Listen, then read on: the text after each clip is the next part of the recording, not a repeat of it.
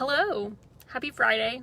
I am coming to you from my car. It is parked, don't worry, because I am on the first annual Hoffman Tutoring Group retreat. But I did not want to skip today's Facebook Live. Next week, we're having two Facebook Lives. One with Rebecca Weiner from Learn, Play, Grow. And then another with Christine from Christine Sleep Solutions. So we're going to be talking about all kinds of really great stuff as we get ready to head back to school, even if we're kind of dreading that process. Let me know. Are you dreading it? Are you excited? I know everybody kind of has some different things going on depending on where they are in the country, what their child's school district is doing as far as virtual or masks or no masks or hybrid or cleaning days and all of that. But today I wanted to talk about what we should be prioritizing as we head back to school. Because there are so many things that we could prioritize, right?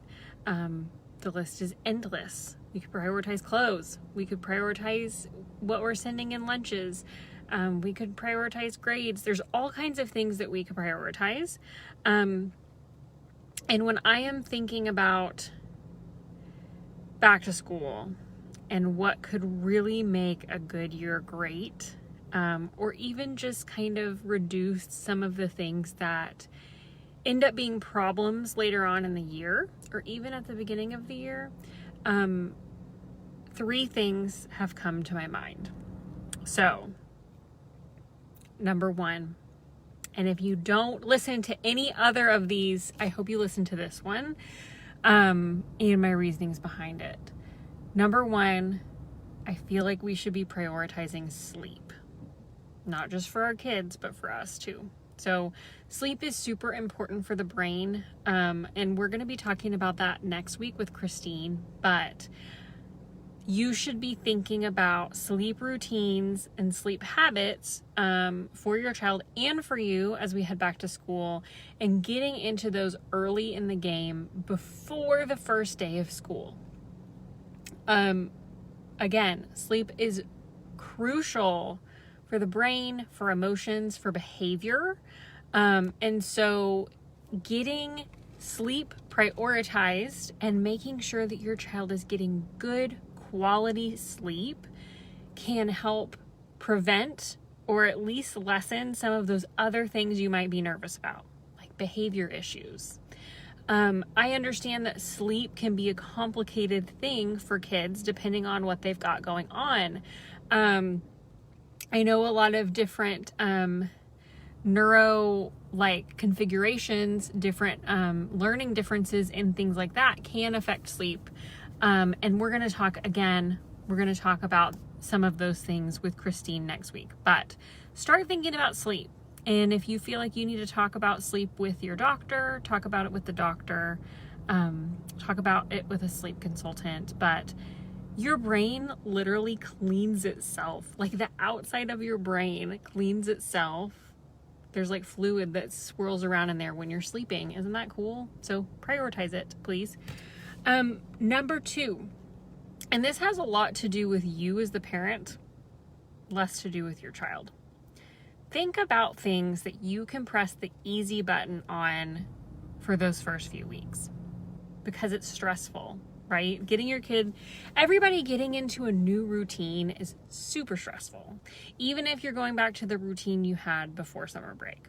So instead of trying to do all the dang things, find some stuff to press the easy button on. Maybe it's a week where you decide that you're just going to eat out that whole week. It's not going to kill anyone to eat some crummy food for a week. It won't.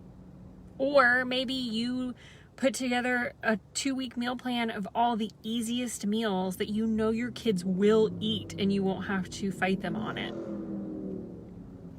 And I'm going to try to put a easy button meal plan that I have in our August newsletter. So if you're not on that list, reach out because you might not want to miss that. But think of some things that you can press the easy button on for those first 2 weeks. Maybe it's like deciding in advance 2 weeks of outfits that your kids are going to wear.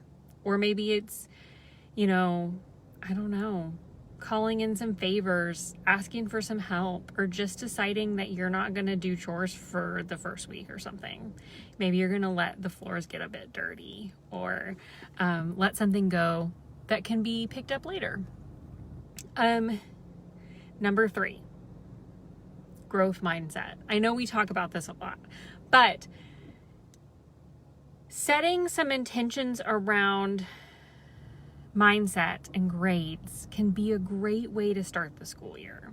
So thinking about ways that you can lessen the pressure on grades and instead increase how much you're talking about, how your child's brain grows and changes as they put forth that effort, take those risks, make those mistakes. Adopting some language around mindset can really set your child's school year up for success. Even if it's just a few small things, right? So maybe when your child says, I can't, encourage them to say, I can't yet. That's it.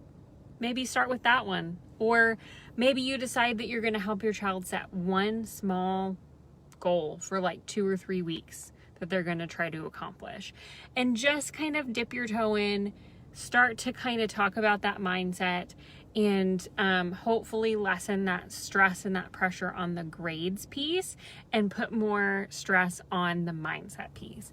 Okay, those are my 3. There are so many other things that I'm sure you're prioritizing for back to school. I would love to know what they are, so please let me know. Wish me luck on this Hoffman Tutoring Group working retreat. If you have products or services or things that you would like to see in this space, things that you think would be helpful to you and your child, let me know.